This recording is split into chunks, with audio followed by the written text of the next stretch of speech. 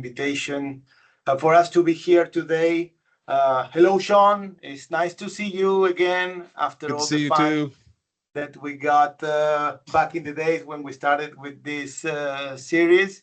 So let's try to, cover a little bit today about what this is all about, right? This is new SQL database in Fabric. So the idea is just to get a sneak peek, a brief overview of what it is and what we can do with that and present it to the community.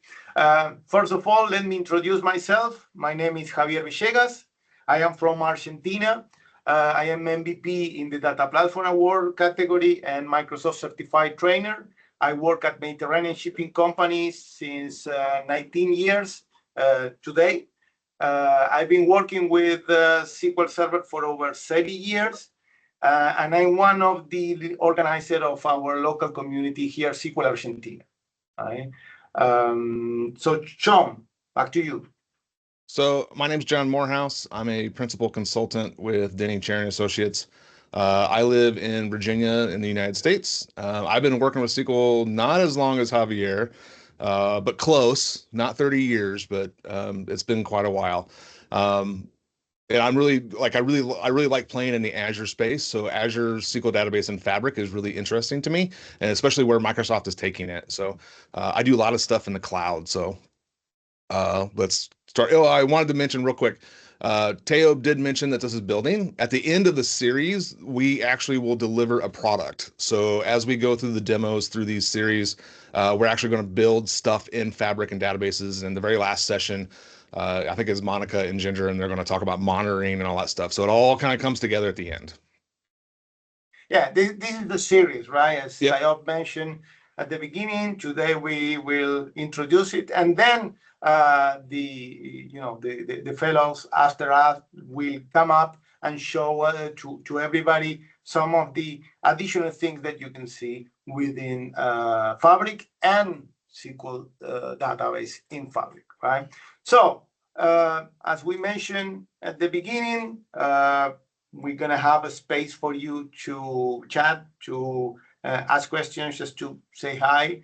It's super cool to be here. So let's have a good time all together. One of the events that was highlighted at the beginning is the FabCon in Las Vegas. This year is going to be the second one, the second year in a row.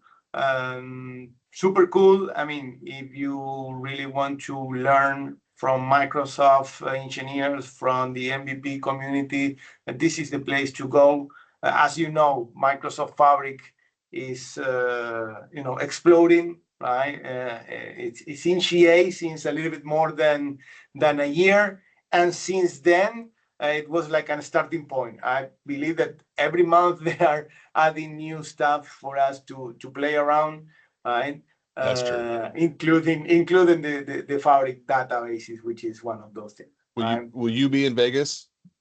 I won't be at Vegas. I will be the week before in Seattle, but not in Vegas this year. I'm targeting to the one in September in Europe. I think Got it. So I will be in Vegas. So if you are going to that conference and want to ask questions or whatnot, I will be around the community center. I'm sure. I know a bunch of people are going to Vegas. It's Vegas. I mean, why not? Absolutely. What happens in yeah, it's going to be a great experience. It's going to be a bunch of data folks over there. Yep. So yeah, this can be a good time. Definitely is the place to be. Mm-hmm. All right. Why we will use SQL database in Fabric, right? First of all, just to do a brief introduction here, we all know SQL Server, right? Do you, Sean? Have you used it once or twice? Just once or twice. That's it. Once or twice. I can spell it. Yeah. So sometimes, right? In my case, I can spell it sometimes. So we also know Azure SQL, right? This umbrella that Microsoft create under the cloud, under the Azure infrastructure, in where we have SQL Server running on virtual machines as part of the infrastructure as a service. We also have Azure SQL database and managed instance under the platform as a service. We also have the Edge version SQL Server on Edge, right, where we can run even SQL Server on ARM devices like a Raspberry Pi, on a sensor or something, just to collect data from the field, etc. Right? Back in the days, we are all old school. I never imagined running SQL Server at the top of Linux, for example. Right? So the moment that I was told about that, it was a shock. Nowadays, it runs kind of everywhere, right? And now, SQL Server or SQL database runs at the top of Microsoft Fabric, right? Microsoft Fabric is this new service that Microsoft has released, as I mentioned, a little bit more than a year ago, in where initially was the end-to-end data analytics platform for any kind of business need, right? In where we can create lakehouses, data warehouses. We can, create, a machine learning process. We can do data engineering with Spark, with Python. We can do, a normal data warehouse, that the one that we've been doing forever. We can work with real-time events, etc. But, one of the most important words was data analytic platform, right? I believe that now Microsoft just adding SQL database is removing the word analytic, right? Just to making it the end-to-end data platform, right? Do you agree, Sean, on this statement? Yeah, I do. I think that it's really interesting that Fabric is now encompassing everything: structured data, unstructured data, data analytics. It's all in one spot, and that's where Microsoft is driving. Is that it's very consistent across the board. Doesn't matter what kind of data it is; it's all in Fabric. Yeah, it's like the center of the data platform nowadays, right? So today we have SQL database. In the future, we also hope to have others database engine, maybe like Postgres, like MySQL, or something like that, right? But definitely, Fabric is the place to go. And now, as a first-class citizen, we have SQL database, right? It's important to mention that SQL database is in public preview. That means that everybody who has a possibility to get access into Fabric will be able to create these SQL databases, right? But the point is that they are not generally available. So if you have a problem, if you have to pick up the phone and open a support case, Microsoft is not doing it yet, right? Of course, you can provide feedback to Microsoft about your experience, if you have any problems, etc. Because this is in the moment in where we are shaping this component in Fabric, right? So, I would say that what we have here is an interesting version of SQL database within Fabric, right? It's not the same as SQL Server.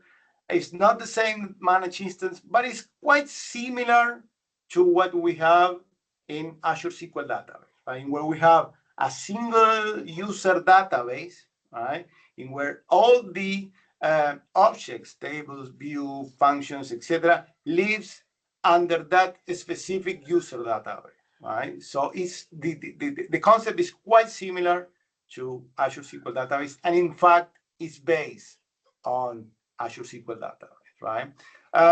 Yep. At this point, I will say that it's not ready to host a mission-critical decision-making database. But if we have, let's say, a metadata-driven application, right, we can have it perfectly in here, right? So we know SQL, we know T-SQL, right? So we can create our tables, our relationship, our store procedures, and have our application, or maybe a component of our data platform project, that relies on a relational database within Fabric without going outside Fabric just to get it, right? Just within Fabric, with some benefits, right, that we will be talking a little bit later, right? But yes, this is what we have so far. So if we are in the process of developing a modern app, right, that will eventually require the relational data that we have here to do certain analytics, right? We know that initially Fabric was aimed to be an analytical platform, right, as we mentioned. So definitely this is the place to go. So the idea today is with Sean, tell you a little bit more about this and show this in action so you can start playing around with that. Okay, let's move on. And we already have questions in the chat. That's outstanding. Okay, that's good. Is there anything to give more? Okay, yes, there's going to be a link. And also, you know, my personal take is follow this series here in the user group, right? Because, you know, when we did the initial release or the initial sessions, right, for this series was like 4 months ago, right? More or less, John, more or less 4 months ago. Yeah, it was super fresh back in the days, right? Now, after a few months that we were able to play around a little bit, we have more experience and we may have different or new use cases, right, that we're going to be sharing with you. I know for a fact that I will share with you in a few minutes, but also some of the colleagues that will be presenting in future sessions on this series have different approaches and more use cases and, you know, more experience on using SQL database in Fabric. So for sure, I recommend you to follow the series here. So there is a technical question. I don't know, John or Javier, you want to take it now or you want to hold off? Like, so Valmir asked this twice already, so I want to make sure that, you know, we. Yeah. Want to read it out loud, Sean? I think there's a couple questions around the mirroring capabilities of the SQL database in Fabric. So I think we're going to talk about that a little bit later. So I think that we'll answer those questions a little bit later in the slide deck. Thank you.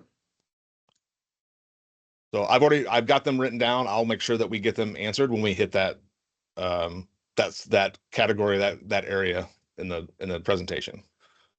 Just to not to spoil what's coming next. Yeah.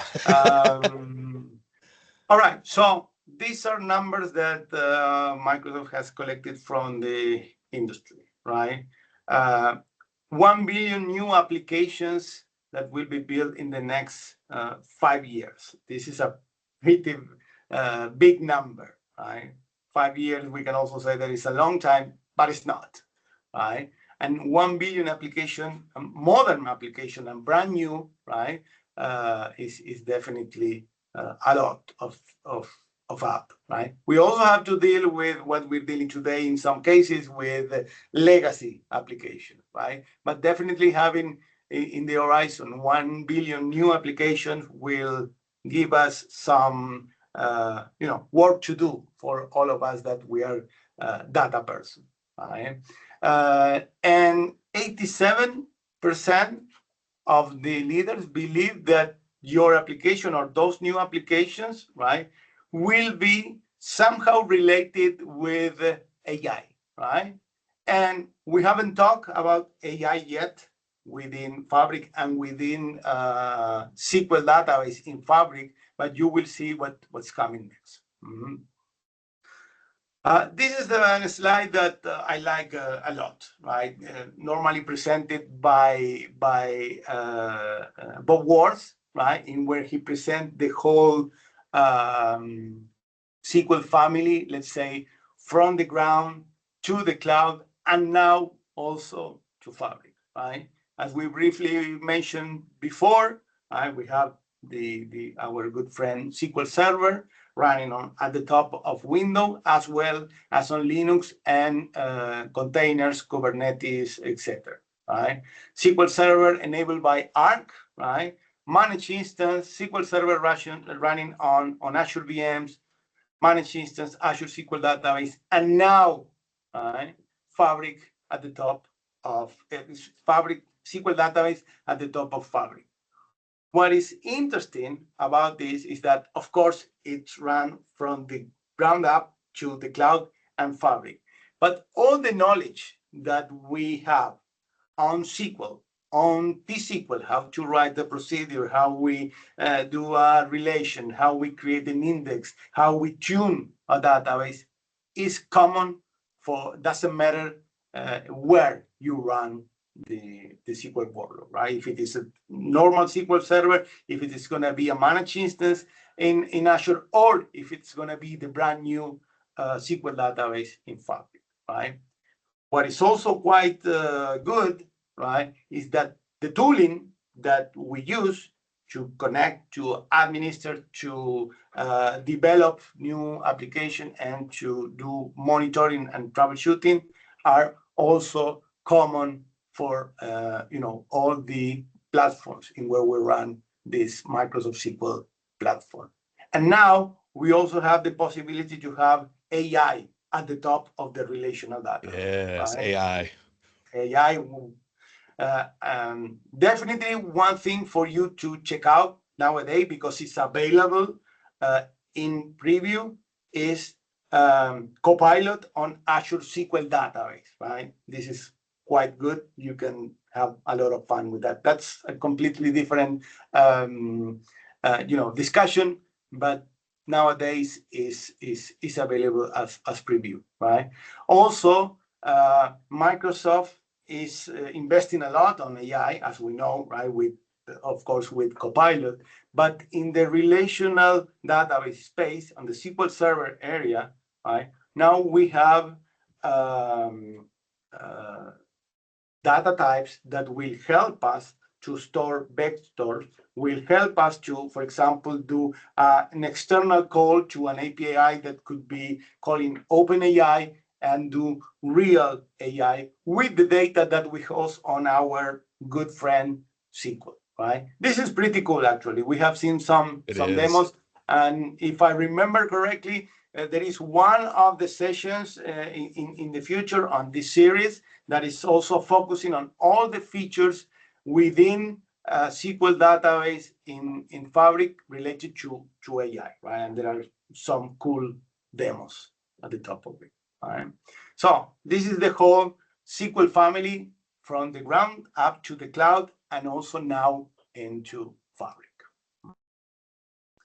So this is what we saw, I mean, not the same, but similar to what we saw on day one when Microsoft Fabric was announced, right? The databases part was not there in the picture. That is why they call it the data analytics platform, right? Because we were able to do real-time intelligence, warehousing, lakehouses, and Power BI, of course. But now having databases as part of the big picture definitely is a broader area, right?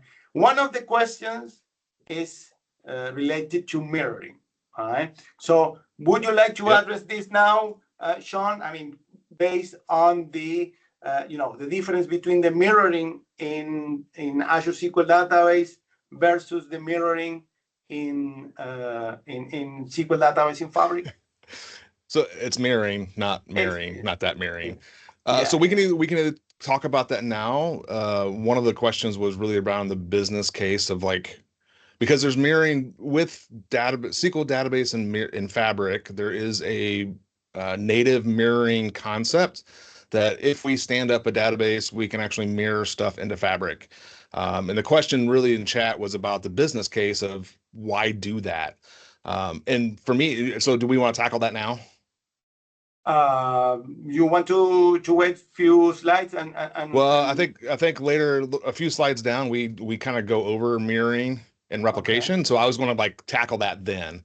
Yeah. I have definitely some real use cases on why would you want to replicate, mirror, synchronize, whatever you call it, so your data from your relational database into an analytic platform like Fabric. Mm-hmm. So in a couple slides, how about we tackle those questions then?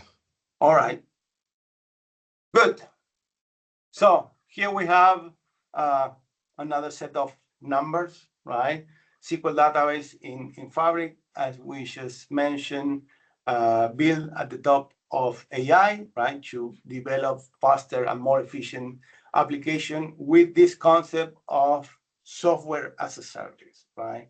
This is this is fascinating because we will see it later that, today, if you have to install a SQL Server and create a user database or provision an Azure SQL database and create, all the networking, the security, the service tier, if it is business critical or general purpose, same for managed instance. There are several knobs that we have to go through and configure, right? If it's going to be serverless, if it's going to be dedicated, the amount of cores, the IOPS, etc., etc. We will see that with this concept of software as a service, right? First of all, we don't need to install anything, right? This is for the whole Fabric platform. Every time I talk to Fabric, I highlight this. This is a SaaS solution, right? So at no point you don't have to install any, download anything related to the application, configure the networking and the authentication, and do your POC like this, and buy hardware and download it, our DVC drivers and so on and so forth, right? Everything you have within the Fabric portal and it's available to you.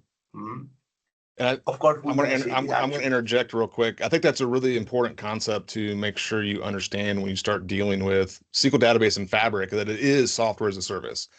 You don't have access to the virtual machine or the SQL instance like you would in Azure SQL database. It is, you get access to the database and that's it. So it is truly a software as a service. And as a DBA, it kind of took me a little bit to get my mind wrapped around that, but that's a really good concept that you need to understand when you go into dealing with Azure SQL database and Fabric.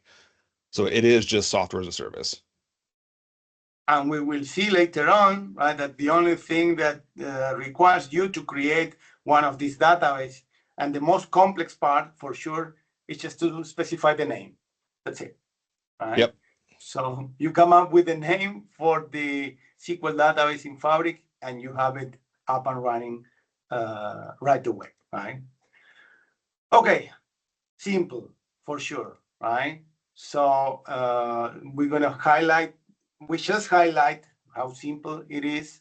As I said, we're gonna see it in action real quick, but it's super simple to use, right? And is fully integrated with the developer experience. As we mentioned, easy to provision. So in 2 clicks, right, you have a relational database available. You can have your AI application on it because, again, we have native data types right now and integration with external API that will help us to do that integration, right? We have all we need within the Fabric portal. So if we need to do administration, we do it. If we need to develop in T-SQL, the interface will adjust for us to start, writing store procedure, etc. And of course, right, the T-SQL language that we all know and love, right, is fully available on it. And here's the part that Sean was mentioning earlier, right? The replication to one lake, right? We haven't mentioned the term one lake yet, right? But for all of you or the ones that are not super familiar with Fabric, I like to compare Fabric and one lake with another Microsoft solution for productivity, which is Microsoft Office, right? So nowadays you have, this concept of Microsoft 365 or Office, in where underneath you have multiple applications: Word, Excel, Outlook, PowerPoint, you name it, right?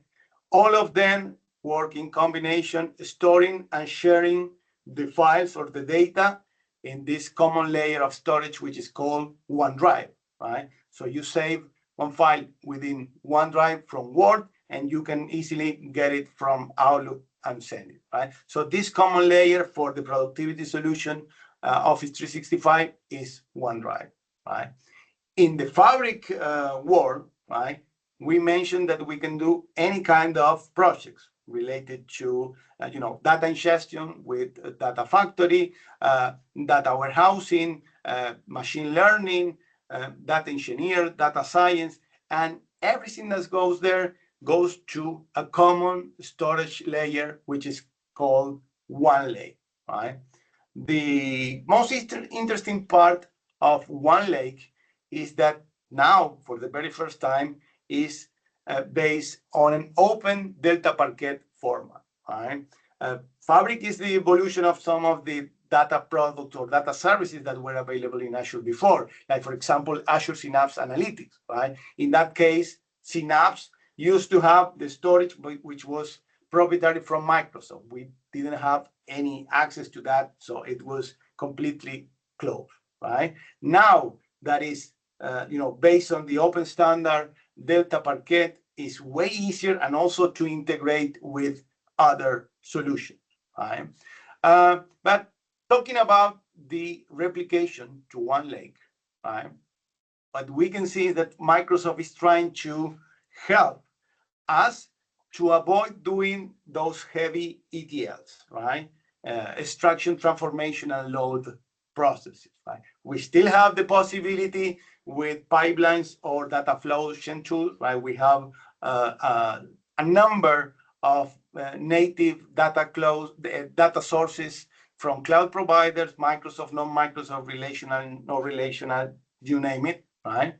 So we can still do those ETLs, right? But the idea of having mirroring, right, is basically to be able to connect to the data source, right, and have the data replicated or synchronize it into OneLake in near real time without affecting the performance of the original source, right?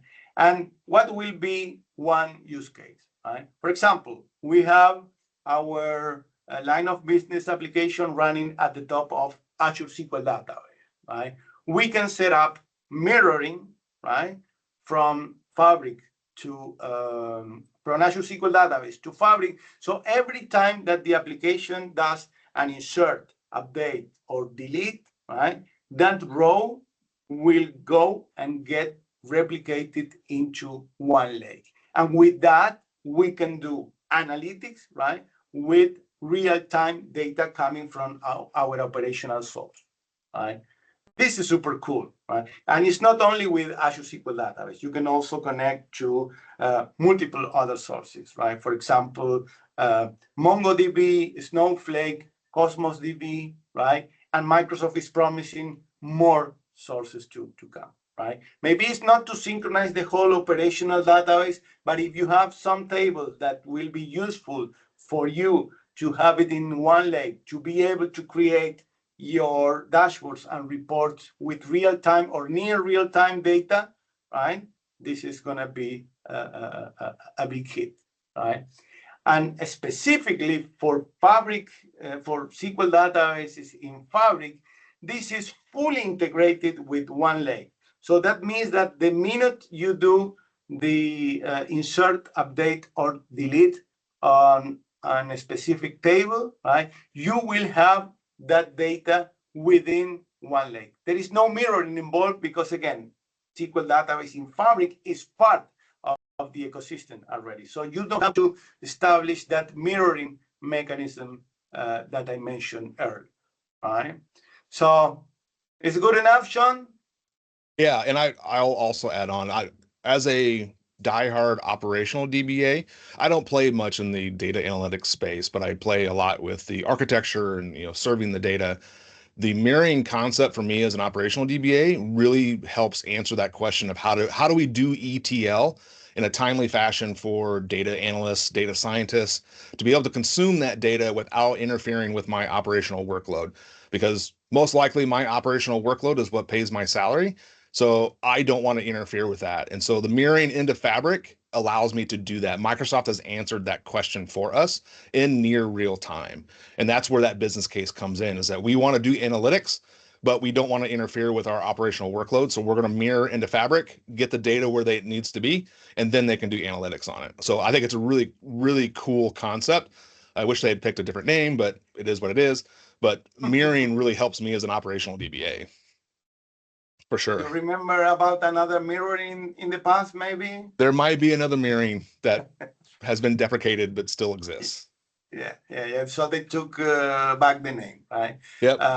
They did. So again, we still need the data factory pipelines, the Power BI, data flow, Shen2, right, to do those ETLs, right? But for some specific cases in where the data will be valid to have in near real time, and maybe do not wait until the next execution for the pipeline, the next extraction, right? We can use either mirroring, or if we decide that our application can run at the top of SQL database in Fabric, right? We're gonna have the integration already there without us doing anything, right? So you create the database, right? As we're gonna see later on, and right away you will have the data available for analytical purposes. Mm-hmm. So as we say, this is near real time, right? And it's fully integrated within Fabric, right? So we will see these artifacts when we go to the demo later on. Mm-hmm. SQL database in Fabric is also fully integrated with application lifecycle management, right? And there is one session coming in the next ones from this series that is basically focused on application lifecycle management only, right? So we can have a deep integration with GitHub, with Azure DevOps, and release our pipeline, our application with everything, every component of the application, including now, right, SQL Fabric, SQL database on Fabric. Mm-hmm. So for the ones that are not aware of, Microsoft Fabric works in this concept of capacity model, right? So what we're gonna be doing is bind to Microsoft a capacity, and the capacity goes from F2 to F2048, right? And there are basically the amount of computer power as well as storage that the solution will provide to you, right? So of course, like everything that is part of the cloud is scalable, right? So if you are running out of, let's say, compute power, you can scale up. If eventually you don't need all you got already, you can scale down, right? But definitely, something to be aware of is this capacity model. And of course, SQL database in Fabric will consume part of this capacity basically for the processing, right? And the storage as well. Mm-hmm. Yeah, this is a big shift in terms of pricing. So this is a big shift in pricing. So absolutely. If you're familiar with Azure SQL Database, you do need to pay attention to how SQL Database in Fabric is billed, because it is a different method. So just FYI, it can catch you off guard if you're not paying attention. But yeah. The model is quite interesting, but yeah, definitely yes. You have to be aware of. Well, here we have some quotes from different companies that are that were part of the private preview, right? And now, of course, the public preview is available for everyone. But these companies are definitely early adopters, right? We at MSC, we were also part of the private preview. We are testing this since day one. We've been through the whole process, and actually it's a game changer, right? As I said at some point earlier, maybe it's not to host your mission critical decision making application, but for certain use cases, is definitely a good fit. Autonomous and secure, right? So I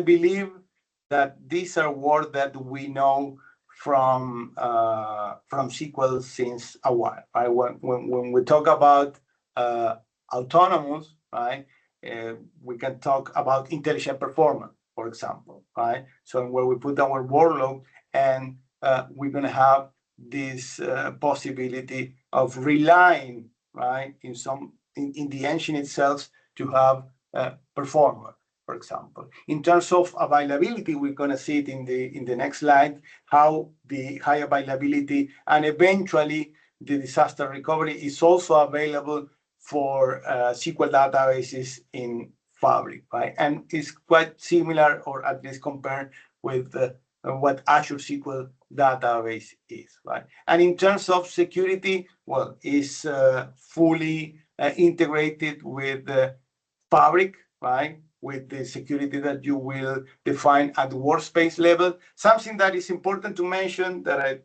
probably it's going to come in a slide later on, right? But SQL database in Fabric only support Entra ID authentication, right? If you are using SQL authentication, so your SA, it's not gonna happen. Even if you go to the Microsoft Ideas website and say, hey, I want it back, they will say no, right? In one slide, we mentioned this is focused to modern application, right? For what's coming next. So definitely SQL authentication is something that we just, all of us, I know that is hard, right? We need to focus on getting rid of for the, to build, when we build modern apps, right? So this is a little bit how the architecture is, right? And there is a comparison between Azure SQL Database and Fabric as a whole, right? Not only SQL Database, right? For Azure SQL Database, right, to accomplish redundancy within different zones in our Azure region, right? There are multiple databases that are also storing the logs and the backups in the Azure storage in this some redundancy layer. So that is what's going to give us high availability. In Fabric, right, the architecture is basically that everything relies on one lake. So if we do an ingestion using a pipeline, right? Or if we create a database or a warehouse or even a lakehouse, everything's going to reside within one lake, right? This is the high-level architecture and the comparison between one and the other, right?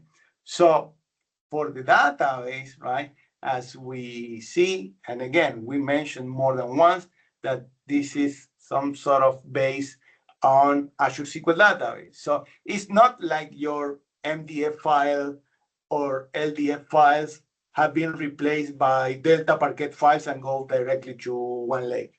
No, right? It's basically having the same relational database engine that we all use, right? And internally having this concept of shortcut and mirroring, but without us doing anything, right? We don't have to configure anything, right? And it's going to be synchronized, replicate, mirroring, however we want to call it, within one lake. Mm-hmm.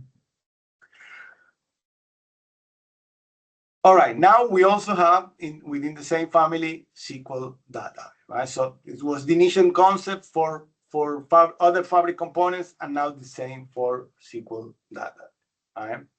So if we go a little bit deep into the different categories or areas within the database, well, as we mentioned earlier, authentication, right? Microsoft Entra ID authentication, right? Data encryption is encrypted at rest, right? Same as Azure SQL Database.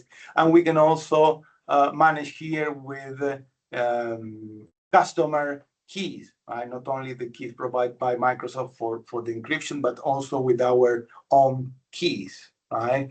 Related to authorization, it's going to be all related to the workspace, right? When we define a role within our workspace, that is the one that's going to get permission to to the SQL database in Fabric, right? The idea is also in the future, also have more granular permissions for all the components within the workspace, including the database.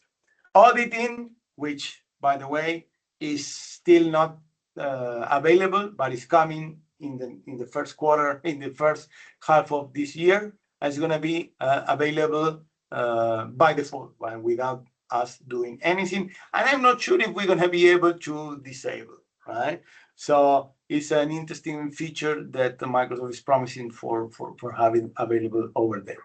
In terms of network security, it is ready for private link, right? We can choose private link at tenant level or just going public, right? In the future, in the roadmap, Microsoft is also coming with the possibility of having private link at workspace level, right? Hopefully, this is also part of the same thing. And governance is fully integrated with Microsoft Purview. Okay, some points related to autonomous, right? And most of them are also similar to Azure SQL Database, right? Not all of them. For example, we have here the auto-scaling compute and storage. So if eventually we need additional power, right, we can define this to automatically scale up when we need more resources and then don't use it, right, when we don't need it, and scale down. That, of course, will have some impact at the billing eventually, right, but it's available for us to use, right? Since it's based on, yeah, yes, John. So that's one of the benefits of being serverless, is that automatic scaling. So that makes sense as to why Microsoft made it serverless, is so that it could automatically scale up and down as needed.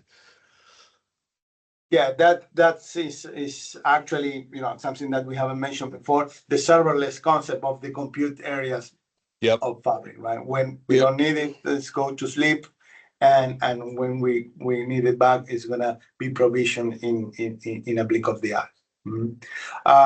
Auto high availability with some redundancy, right? So if we have our Fabric tenant in one of the Azure regions, we're gonna have not only SQL database on Fabric, but all the Fabric component distribute around the different zones, right? You know that every Azure or most of the Azure regions have multiple zones, which are different buildings within the same data center, right, to accomplish high availability, right? As we mentioned in the previous slide, it's secure and it's governed by default, right?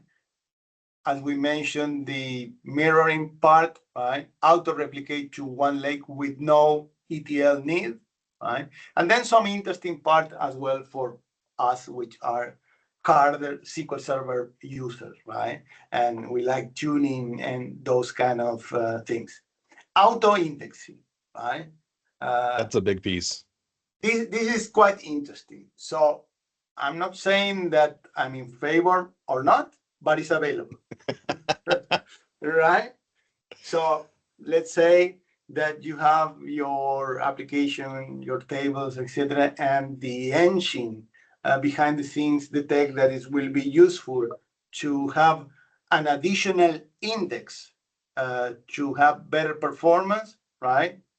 It can create that index for you, right, on the fly without any user intervention, right? Eventually, it can be dropped as well, right? It's available, same as in Azure SQL Database. Now, in Azure SQL Database, you can turn it on and off. I believe that you can't in SQL Database on Fabric. I don't think you can. Sorry, say again? I don't think that you can. I haven't found. I believe I saw this in one of the blogs, but based on the case studies or the use cases that we're gonna share later, maybe it's a good thing to have it, right? Yep. And maybe it's one of the things why we're gonna choose SQL Database on Fabric. Of course, everything related to the query processing, the query engine with all the enhancements and the latest and greatest enhancement for query processing, query store, automatic tuning, see feedback, etc., are available like any other SQL Server engine, right? We don't need to worry about the backups, right? Because we have the auto backup available by default. We can even have a point in time restore when we need it, right? And of course, the auto patching. This is something that is huge on the PaaS/SaaS category, right? We don't need to worry on schedule a downtime or anything, right? Microsoft will take care of the patching for us. Mm-hmm. And it's going to be always the latest and greatest. Yeah, always latest and greatest. Remember, it's Azure SQL Database underneath the hood. So you get all of those benefits, most of it anyways, all of those benefits as auto patching. You don't have to worry about that. You just get a database and Microsoft takes care of everything else. And Javier, we've got about 6 minutes left. We're about 10 minutes from the top of the hour. So I don't know if we want to just jump into a demo. Okay, so let me go through the part of AI very quickly. Yeah, right? Let's talk about this real quick. Basically what we mentioned, the vector types support, right? And the calls to external model using REST, right? Integration with Azure AI services, and so on and so forth. And let's see it in action. Mm-hmm. Okay, so here I have, let me pop it up. I have my virtual machine, right? And my Fabric portal. I'm connected to a Fabric portal with my account. So we're going to start by creating a new workspace. So I'm going to start with a new workspace. I have to set a name. I will call it SQL DB on Fabric, right? It's going to check for the availability of the name. We can eventually even upload an image if we want to recognize it easier, right? And then we have to go to advanced and we have to choose the license model, right? For the license model, as we were mentioning before, you have the capacities available, but for all of you who would like to get started into Fabric, right, you have a 60-day trial from Microsoft that you can spin up your, Fabric environment and do your POC and test all the benefits, including SQL database and Fabric. So in my demo, I will be using the trial capacity. So I'm just created a workspace. You will see in no time I have it created. This is coming from the concept of Power BI, right? Where everything that lives within the workspace is good for, billing purposes, for administration purposes. And let's say that if we don't need that project anymore, we just delete the workspace and all the components underneath will go away, right? So then I will go here and hit new item, right? In new item, we have everything that Microsoft has available within Fabric. The list is longer and longer. Believe me, every day there are new things for us to play around, right? From data ingestion to get data, for storage, right? We can have lakehouse, data warehouse, what else? To preparation and so on and so forth, right? What we're gonna get now, I can filter here and we put SQL, right? And in SQL, there are some of them that are coming. We have Mirror with Azure SQL Database, Mirror with Managed Instance, and here is the one that we are looking after. SQL Database, which is highlighted, that is preview. Build modern cloud app that scale on intelligent, fully managed data. So we choose this one, right? And we have to specify a name. let's call it DB001, right? And we just hit create. And of course I got this, but I will fix it right away, I guess. Let me just come here. This, I will drop a couple of workspaces. Of course, this is a live demo, right? So this kind of thing happen. Bound to fail. Live demos. Yeah. So this is not the workspace that I was looking for. Go to, well, okay. So instead of just taking the chance of deleting it and trying to create it again and having another kind of error, I will use the one that I created yesterday when I was playing around, right? So I just hit. This is a different workspace, but believe me, it's the same. Just hit new database, right? I put the name DB001, and in no time, you get the database with the SQL endpoint and the semantic mode, right? If we go here and we choose the database, this is the part that I like the most. See how the interface is adjusting for us to start working on, on any SQL environment. We have the Explorer here, right? We have the database with all the components, the schema. We can create a new query here, right? So we even have Copilot here. This is the one similar to Azure SQL DB, in where it's going to help us to write T-SQL and discover the data, the relationship, everything that we have on our database, and so on and so forth, right? So we have here a brand new database. In my case, I already create one table here, my table 01, and it has few rows, right? So what I can go do now is just go to my query, and we can just create a new table. Create table. As you can see, we also have this way better enhanced intelligence, right? So we can create a table. We're going to call it DBO, my table 02, and then we have ID integer, and then we're going to put first name, char 100, and last name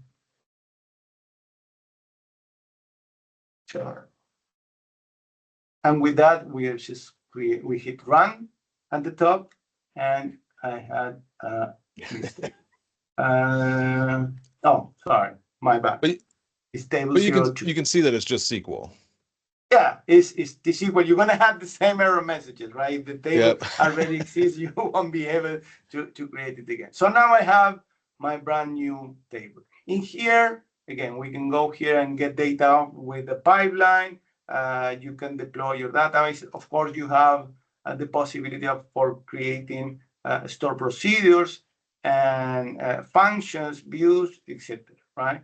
But let's say that you are a hardcore SQL server like us, and you say, I like the interface, etc., but I would like to get connected through my old school friend Management Studio, right? Eventually, you can do that, right? So see here, right? You have no, not here. We go back to the workspace. We go to the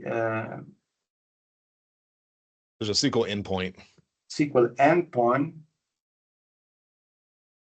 which is where is it? I got it yesterday. No.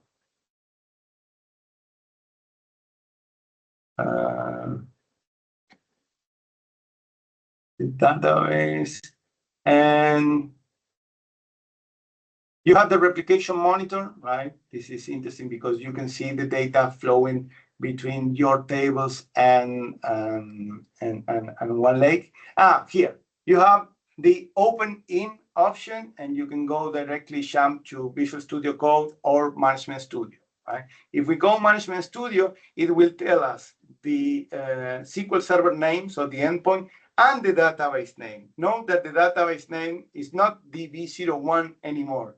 It's the DB name plus a git, right? Which is something that we need. So if I go here and do copy into the clipboard, I have Management Studio open here. I will hit connect, right? Of course, I need to use Microsoft Entra, in this case with MFA. So I go get my username and hit connect. It will, it should pop up the authentication part. Okay, something that I forgot. So here I have to go to connect database and change the database name to the one that we got in the portal. So I go here, copy, back here, I put the database name, hit connect, and now it's popping up the authentication. I'm authenticated. I can close this guy, and boom, I'm connected to the same database. I will browse and I will see my tables here. All right. So this was pretty basic, right? But just want you to give you the idea on how to deal with the brand new SQL databases in Fabric. So we just wanted to briefly show you the experience. Sean, something else to add?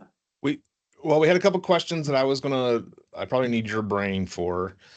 When it comes to, it's like one of the questions as you were going through that demo was, can we import data into the Fabric SQL database from like using Azure Data Factory or other ETL mechanisms? Can we ingest data through other means into that database? I think the answer is yes, but I want to make sure I ask that question. If you remember, when we create the database, we have at the top, the bottom, get data, and the get data basically will drive you to create a pipeline. And in the pipeline, you will select your source, could be anything, right? You can combine source, your transformation, etc.